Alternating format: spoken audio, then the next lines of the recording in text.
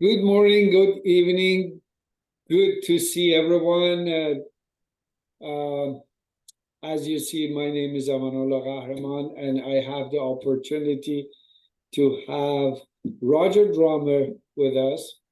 And I'm very excited about this series of talk that we're going to have it because I find it very fascinating and exciting to talk to Roger about many things. It's like he has done a lot in his life, and I love to work on his not only mind and emotion and his body experience. I want to get all the experiences that he had and in different ways, especially when he start talking, you will see how with his sense of humor and his wit. I love that. Okay. Welcome to our show, Roger. Thank you. I haven't said anything about our show and what it is, so I say that, and then we go with that. Our show. The name of our show is Pronoia, and what it means is everything, every person, universe, everything, it's conspire to help me. So, because paranoia, everybody knows about paranoia. That is about, okay, everybody are conspiring to destroy me. And this one is a pronoia. I see about my life and I see about your life that our life is an example that everything conspires and put the things together that we succeed and we enjoy life and things happen to us. So that's the reason I'm very excited to have this group of talks with you. All right. I'm excited to be here. So could you please tell our audience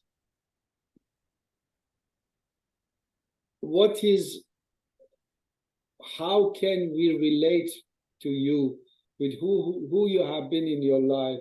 What is your background? I don't want to say what is your work or something. However you like it, introduce it. Okay. Well, to put it in more of a common term, I was licensed as a diplomat of Chinese herbology, which basically means I was licensed to practice Chinese medicine, but not acupuncture. And I became an herbalist through a unique way in that I never went to school. I actually became an apprentice for someone that was considered a master herbalist who owned a Chinese herb shop. Wow. Basically, it was a Chinese herb shop for Caucasian people. We spoke English. But I became interested in it, not because I was interested in Chinese herbs or wanted to learn Chinese medicine. I became interested in it originally because the owner used to be a teacher of an Oriental bodywork that I really loved. And I heard he took apprentices. So I thought if I became an apprentice, I would learn about the bodywork, which, by the way, I never did learn anything from him about the bodywork. But in the process of going there, I actually had been in his shop before because I had chronic fatigue. This was back in the beginning of the 90s. And I had chronic fatigue, couldn't stay awake, could hardly function.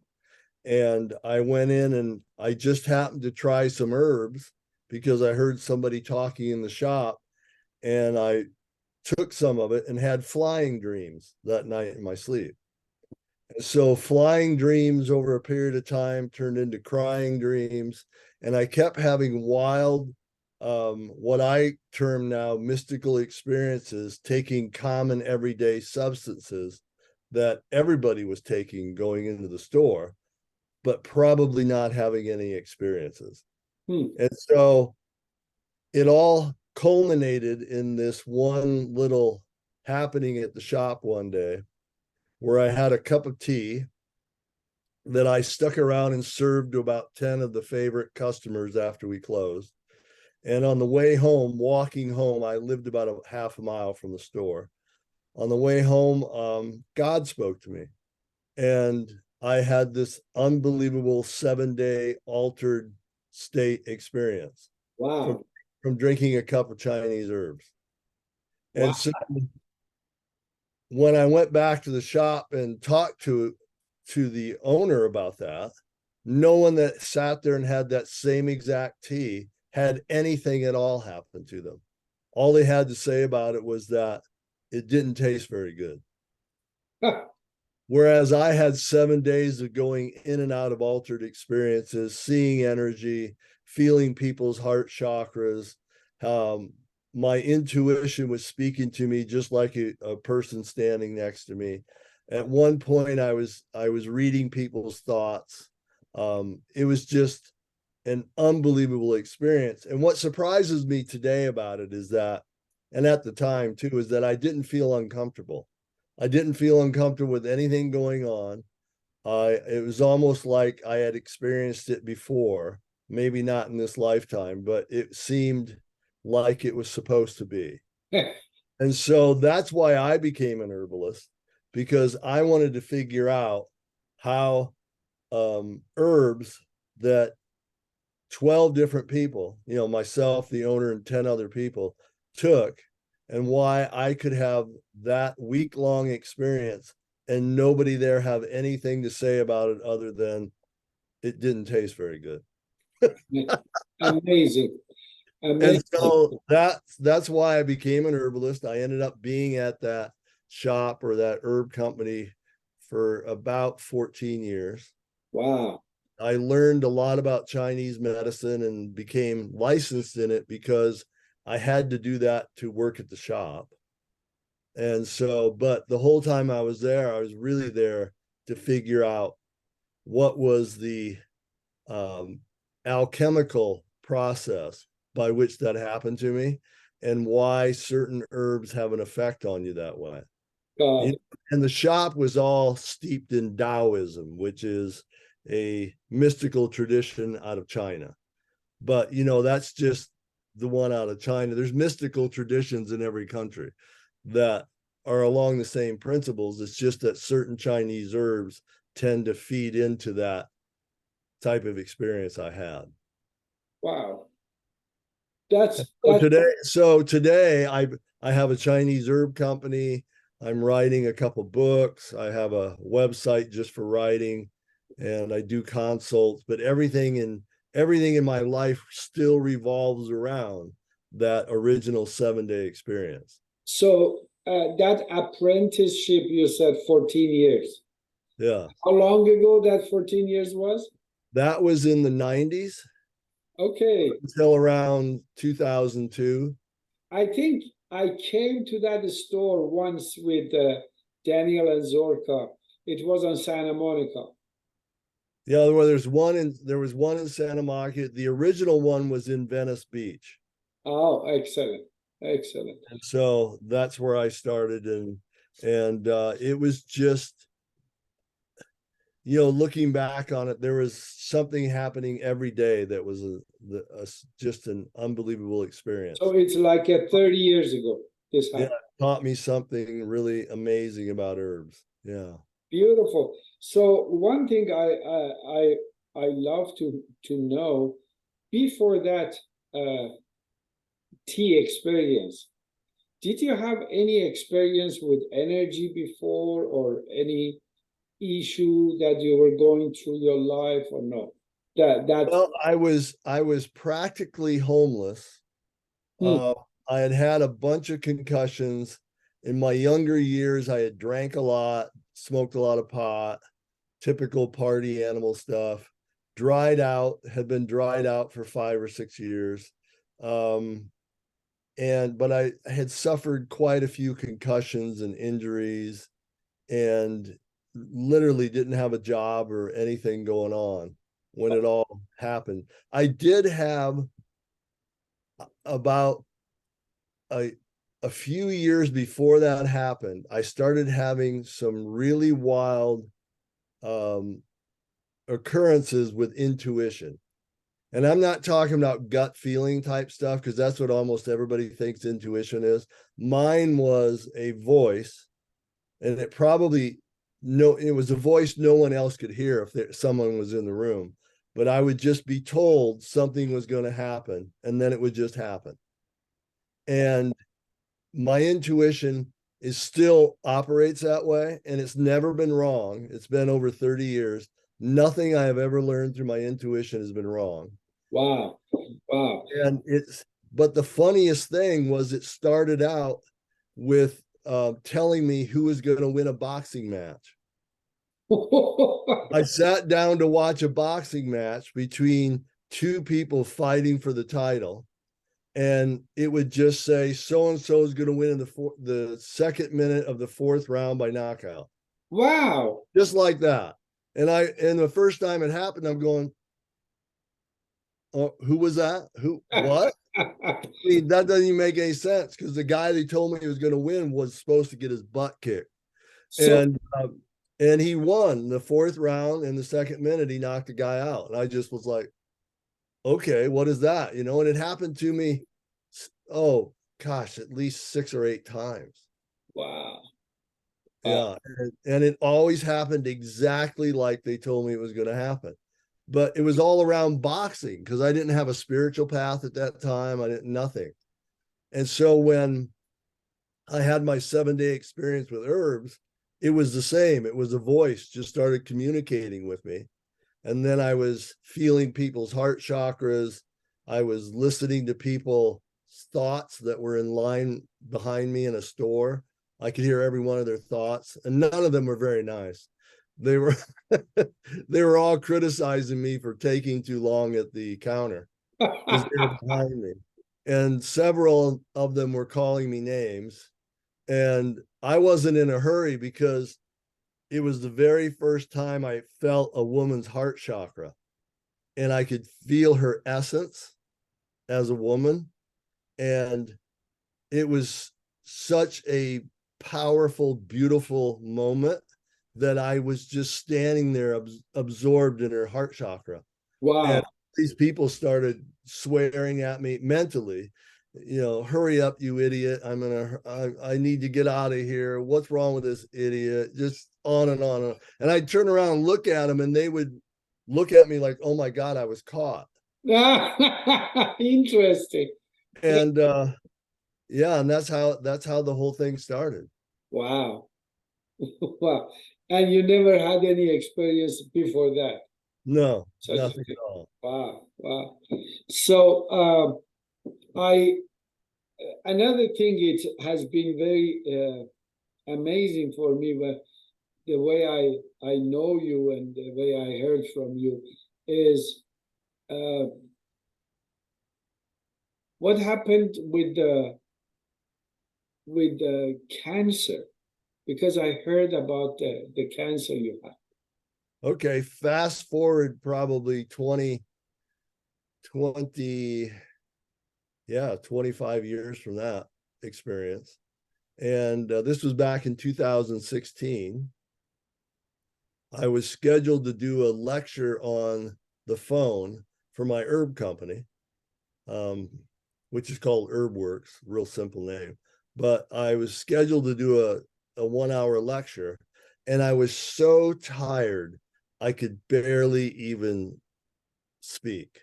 Wow. And I had been that way all week. I was just going in and out of being extremely tired and hardly functional. So I drank a cup of coffee, and I didn't drink coffee at the time. I never drank coffee my whole life, and except for strange occasions. But I didn't get any energy out of it. I was still exhausted. So I drank another one, and nothing. I was just dead tired, but I gave my talk, and I got up to go to the bathroom. I was at the office of my herb company, got up to go to the bathroom, and I just urinated pure blood. It was just bright red, filled the toilet, and I was shooting out clots. So if you're a man and you've never experienced that, it's quite an amazing thing, because you could see them come out. There were just these clumps just shooting into the toilet. And so it freaked me out. And you get really weak and you almost want to pass out. And I was really weak anyway. And so, but the clot scared me. I didn't know what was going on. So I drank a lot of water that whole night, because clots, you don't want them to just block something, right? So I want them to keep flowing. So I went home, decided against going to the emergency room, because I had a really good friend who was a doctor who ran the Ready Care in town, the urgent care. And I figured he would actually tell me the truth. So I went to see him at 9 o'clock in the morning. But all that night I kept drinking water, and every 20 minutes I would urinate. It's just pure blood and clots.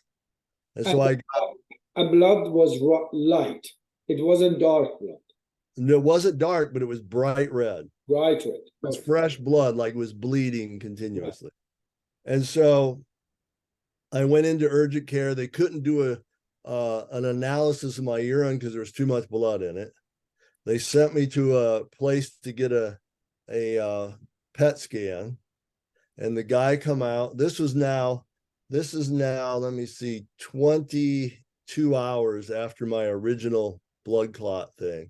Wow. And I've been urinating clots and blood for 22 hours now, about every 20 minutes. And the guy came out with a really weird look at his face. And this was a Friday, by the way, just so it adds to the story.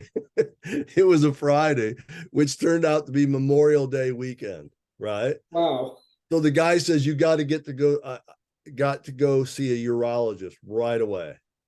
And I said, well, what's going on? He goes, I'm not allowed to tell you legally. I'm just allowed to do the thing, but you need to go see a urologist right away. And I said, well, give me a number of somebody. I'll go see one tomorrow. And he goes, oh no, you won't be able to see anybody till Tuesday because it's Memorial Day weekend. I said, but I'm passing blood every 20 minutes. And he looked at me and said, oh, you won't bleed out by Tuesday.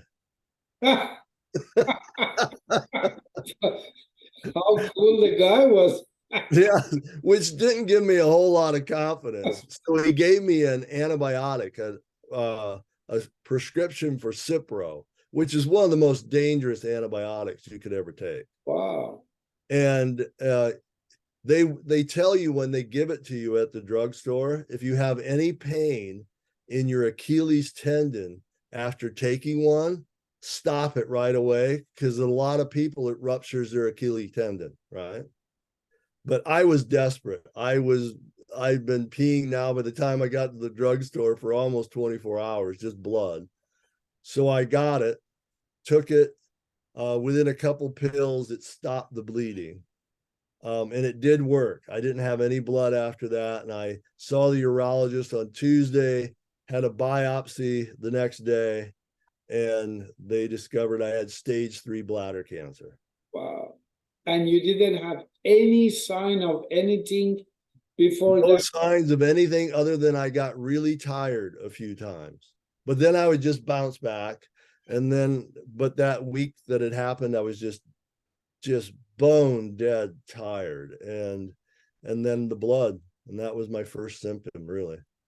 So I had stage 3 bladder cancer. And in case you're not aware of what that is, your bladder is surrounded by a fatty layer. And stage 1 and 2 means your tumors are inside the bladder, and they usually just scrape them out and they shoot it with a viral thing, and that kills it off, and they check it every year or two, right? Well, with stage 3, it's grown out of the bladder and it's making its way through the fat, and once it leaves the fat, it becomes stage 4. Stage 4, you might as well just get your papers in order, because you're not going to survive. Nobody survives stage 4 bladder cancer. It goes to your brain and your lungs and your liver and your bones and everything. So anyway, I had a biopsy. I went back to his office. Turns out I did have stage 3. And the only treatment for stage 3 bladder cancer is the removal of your bladder and your prostate, and then they take your intestines and they take some of it and make a new bladder, and hopefully that works for you, and then you're done. And if it comes back after that, you have to do other stuff. But the doctor thought I lived, he told me I was going to live to be 100 after the surgery, which I didn't believe a word of it. But the interesting thing about it was that when I was in his office and he started telling me I had stage 3 bladder cancer. I had to have my bladder removed, my prostate removed. And while he was saying it, my intuition spoke to me really loud and just said, The boxer? Yeah, spoke to me really loud and said that you have to fix the hole in your aura to cure your cancer. Wow. And right away, I knew what it meant. It was my second chakra, my ability to express myself about who I am and what I do, and to put myself out in the world. I was always not doing that enough or barely doing it. And because I'm introverted and I like to keep all my experiences to myself, but it just told me, and I went out to get into it. So the doctor was telling me what I had to do, and my intuition was telling me I had to fix the hole in my aura. And I had a kind of a feeling I needed to go home and get blissed out. Wow. Right. And the reason I said I had to get blissed out, because in the Bhagavad Gita, there's a part where it describes your soul has 5 different layers. Yes. And if you get into the higher levels of your soul, which bliss is the highest, yes, your soul will correct all your DNA and everything will be better than normal. excellent. So I was getting in my car and I realized I had to get blissed out and to fix the hole in my aura. I love it what you said, because we in Vedic scripture, that is also Bhagavad Gita is part of it. When there is a conversation about these kind of things, is when you go to that 5th layer and being blissed out, there is no limitation on shifts and changes and healings and everything. And it's great, it's like we read it, but then you can see an example of it that is already used, being in that space and see the result. So you came home and you start what? What did you do? Well, it on bliss for just a second. It is true. It's a space of just unlimited possibilities. Anything that you can imagine, you just imagine it's going to happen. Wow. It's just what it is, right? So I went home, and surprisingly, I'm a somewhat normal human. And so I just got really bummed out. I spent a couple weeks just sitting in my living room, wondering how I was going to do all this. I had been blissed out 3 or 4 times already working at the herb shop. But that day, at that time, I had a different spiritual path. I didn't have access to the same things I was using then. And so and plus I had cancer, which is depressing. And, all these things are going through my mind, and you're wondering how you're going to do it. I knew I had to do it, but luckily for me, something happened with my doctor. This goes back to your theory on how the whole universe is conspiring to help you out. Exactly. Because my doctor said to me, he goes, you got to have this done pretty soon, but I have this medical issue of myself. He had cancer, and he had cancer of the bone, his femur. So he had to have a hip replacement, and he needed an adjustment. They had to fix it. So he said, is it okay if we come back in 3 or 4 weeks and do it all? Wow. And right then I said, oh yeah, sure. I just wanted to get out of the office, right? So I go out, she goes, schedule it with the girl up front after this date. This was in June. So I went out and I said to the lady, I said, you know what? I think I just want to go home and think about it. Let's schedule it for September, because it was June. Right? So I put it off till September 25th was when I was supposed to go back, have another biopsy, and see how it went. But that got me out of the office. I went home. I had a September 25th date. And I went home, but I didn't start doing anything till about July 7th. I got really bummed out. I couldn't think. I didn't know how I was gonna get blissed out, all these different things, what herbs to take. And then I realized one day that all this inertia I had was just a symptom of stress. Yes. And what is my herb company based on? Stress. So I realized, and it was quite funny. It made me laugh in my living room. I was sitting there and realized I had all the things going on with my brain and my thinking process that I lecture about all the time. How the frontal lobe of your brain, your ability to make decisions and to form plans and be motivated, was shut down due to stress. Wow. And then I realized the best formula I could possibly take for it was sitting in my kitchen, because I make it. So I went out in the kitchen and just took 4 capsules of it. And boy, within an hour, I just felt different. And then I just kept taking it a couple times a day. And within a couple days, all of a sudden, I found a resource on the internet to research bladder cancer, and got a whole list of herbal substances that have been used in trials for bladder cancer.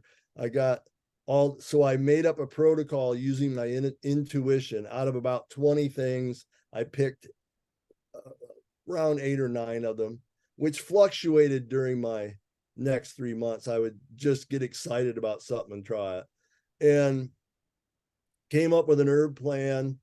And then I had a really good meditation. I do Kriya yoga.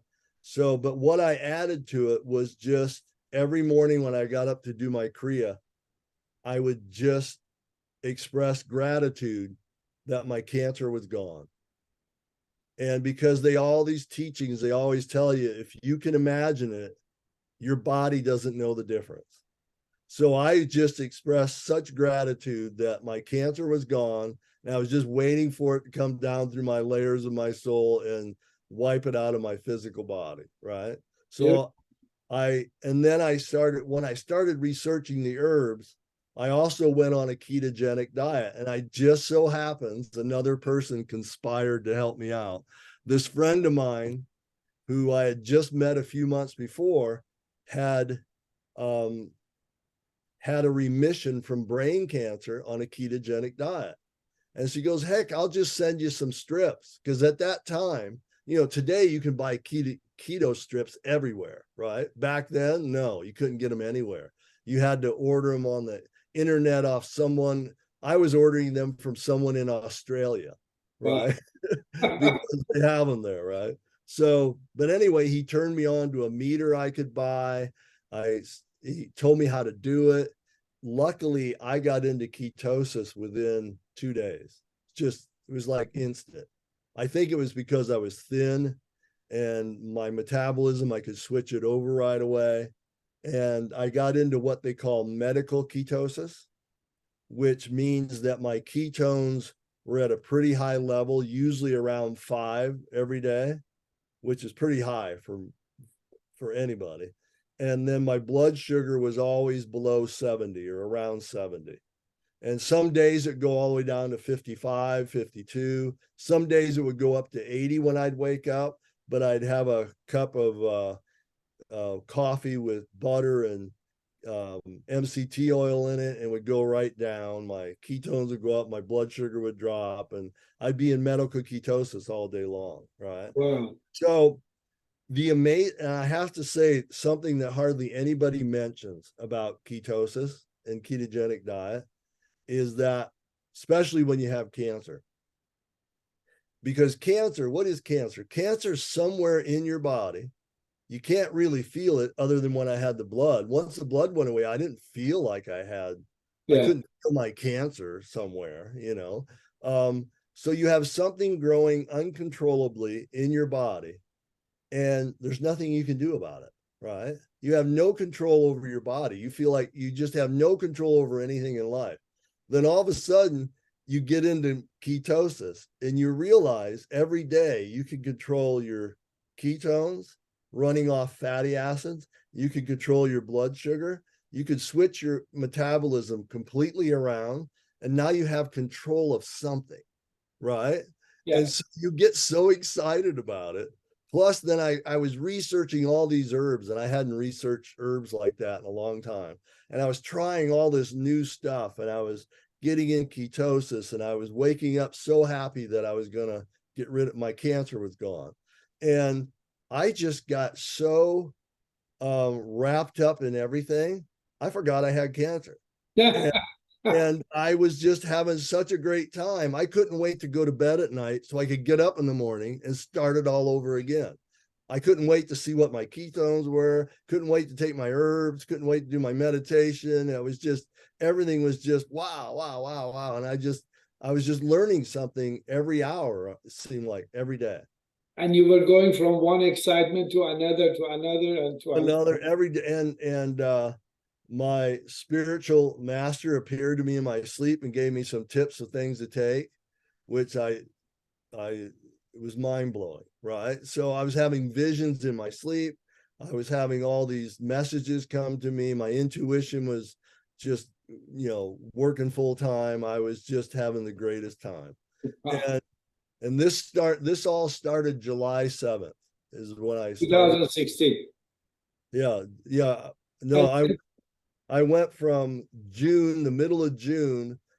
I had a 2-week or so period of doing nothing, but I did some juicing, but I didn't have any faith in it. I just didn't think it was going to do anything. So I didn't think it was for me. So then I got into ketosis, got on the herb programs, got on the ketogenic, got into medical ketosis, got on the whole program, switched my meditation to just be so happy that I was going to that it was going away. And that was on July 7th that I started that new program. And on September 1st, I was in the living room talking to the guy who originally sent me the ketone strips, right? And as I was sitting there talking to him, all of a sudden I noticed that the room was becoming filled with light. Wow. And within a minute or so, and this is what it seems like right at first when you get blissed out, is that you're now in a room with 20 light bulbs that are all 500 watt. Wow. Whole place is so lit up. You're just, and it dawned on me, I'm getting bliss. And I said to the guy on the phone, you know what?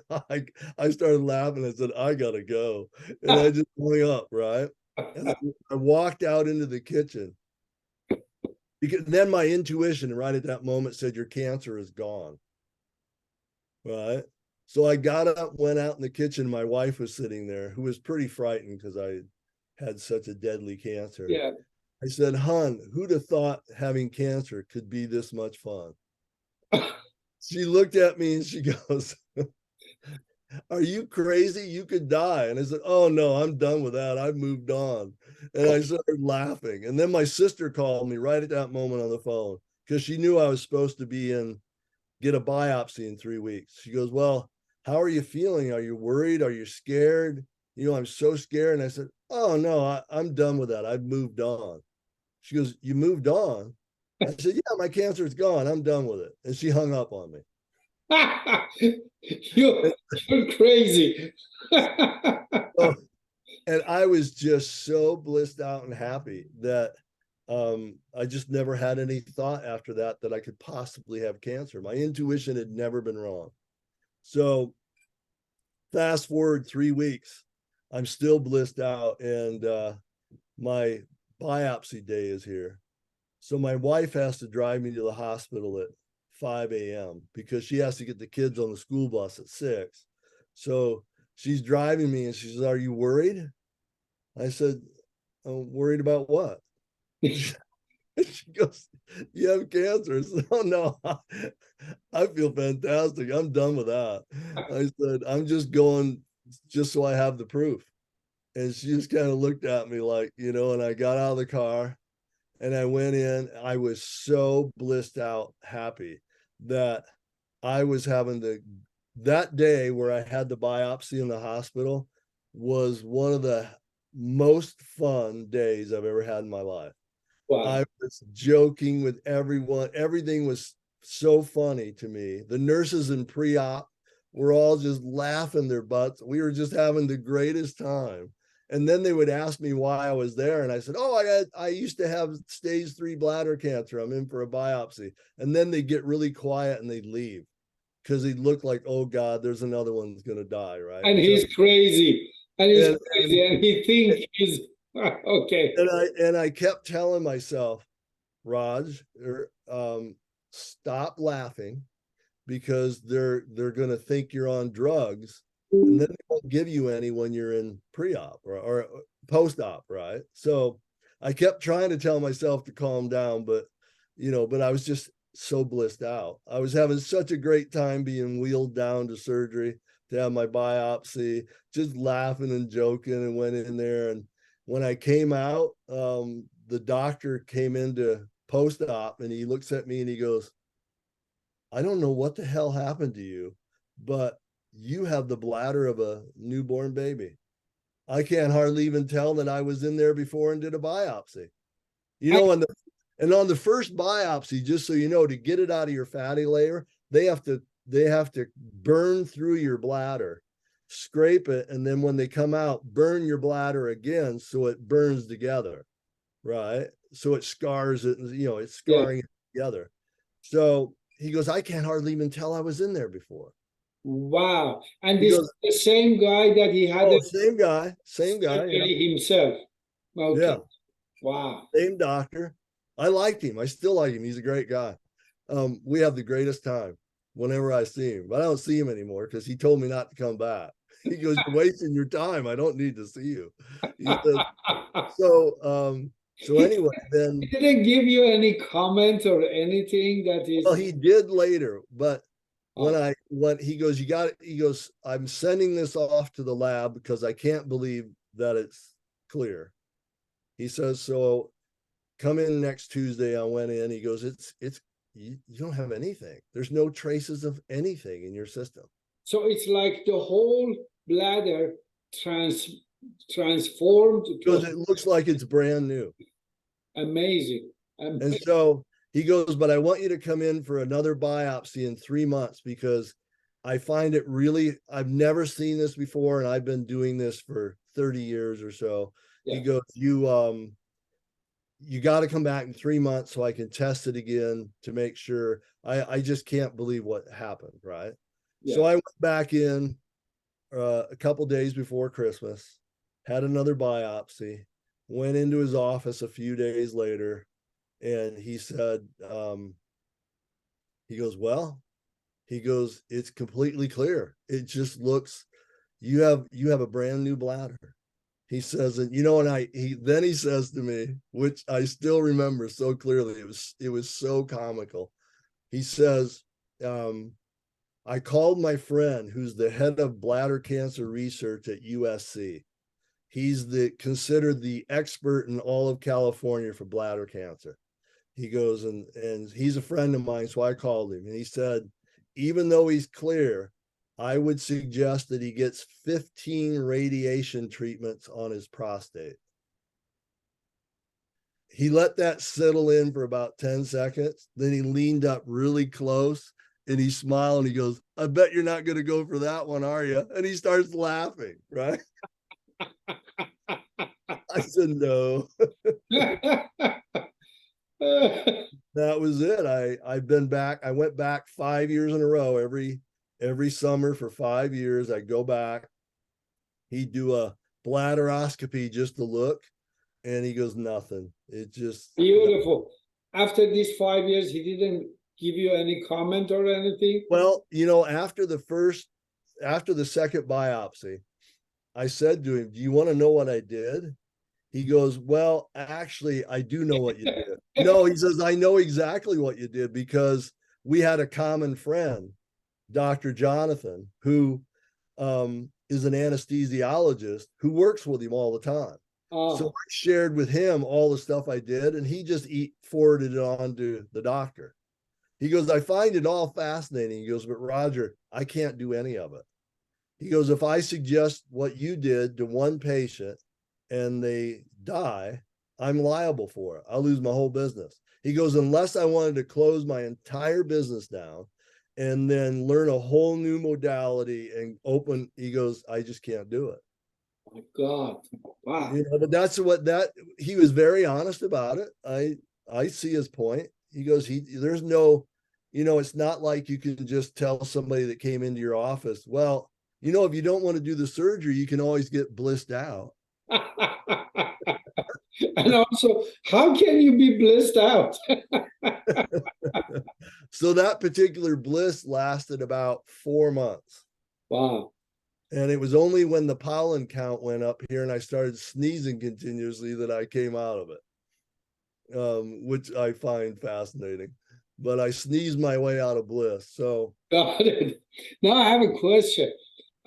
In Chinese medicine, bladder, what is the emotion that it's? Well, it's a partner with the kidneys. So it's fear. Oh, it's a fear. Okay. Negative emotion is fear, which goes right along with the second chakra about fear of putting yourself out into the world. What are people going to think of you? Can you see it on yourself that for that, I don't know, whatever period you were dealing with not only the stress, also lots of concerns and fears? Oh, my whole life, ever since I was a little kid, my whole life. I was always, you know, scared of what people thought, what I was doing, people making fun of your clothes when you're a little kid, picking on you, bullying you, all that crap. Everything was about fear for me, you know. And so it was it was a program I came in with. You know, we all come in with what they call karma. Yeah. Going back to those 5 layers of the soul, according to that, your karma is really just emotions you hold on from one life to the next. You never clear it out of the 3rd layer of your soul. So you bring on these things and you come back because you have to clear up your stuff. Or you're just going to keep coming back and doing it over and over and over. So fear was my big thing since I was a little kid. Wow. So Fascinating. yeah, so I completely, you know, it's been now, that was 2016, 7 years. Don't have a symptom, don't have anything of it. That's beautiful. Thank you. This was amazing. I don't know how the time flies when you're talking. I enjoyed every second of it. I love to have future talks. There is a lot we can learn about what you're sharing. So, and you said you are writing your books, or you already written, or is it? I'm writing a book on my cancer experience. Uh-huh. And it's kind of funny because it's about my cancer experience, but it's more about little things you can do every day to increase the connection to your soul. Oh, perfect. Beautiful. I'm, you know, and so that, you know, and stress is the big thing that disconnects you from everything. You know, we just think of stress as cortisol, but the reality is that stress disconnects you from all the layers of your soul that allow you to operate and to reach your highest self. And stress is the thing, shuts off the front part of your brain, which includes the energy centers that are integral to reaching out through all layers of your soul and having experience. They're part of intuition. They're part of everything. It's just fear just shuts it off. And so stress, everybody needs to deal with their stress and meditate. Wow. Wow. Thank you. I enjoy every second of this talk. Thank you. All right. So let's set up. So we're going to get together. I have lots of questions in different areas. And thank you. Thank Oh, you. you're welcome. Thanks for having me on. Thank you. And hey, everyone, our talks is about Pronoia. It's like the whole universe conspire to help us that we can reach what we desire to reach. We get what we want. And it's completely, we need to say some disclaimers maybe. If you are going through some hardship, you have some sickness, this doesn't mean you should not go to professionals. But also, it's important to see what is the processes of your thoughts and emotion and what you're going through. And every session, every future session that we have, we will talk about these things. And this is not like, what is the famous thing? Don't do this at home. Well, yeah, you know, the other thing that people, you have to realize, it doesn't matter what therapy you're doing or what protocol you're doing for any disease, helping deal with your stress will make all of it work better. Beautiful. Thank you. And can you give one of those small things on top of this? Because doing something with your stress is very big blanket. Well, one thing. I have an herb company called HerbWorks, and I sell herbs for stress, adaptogens. And I honestly believe, because your physical body is part of your soul, it's your soul's representative on the earth. Yeah. It responds really well to things from the earth, and herbs are from the earth. So if you take an herbal formula for stress, and it helps your meditation. You know, meditation's great for stress, but if you're really stressed, chronically stressed, like with a major disease, it's like pouring a cup of water on a forest fire.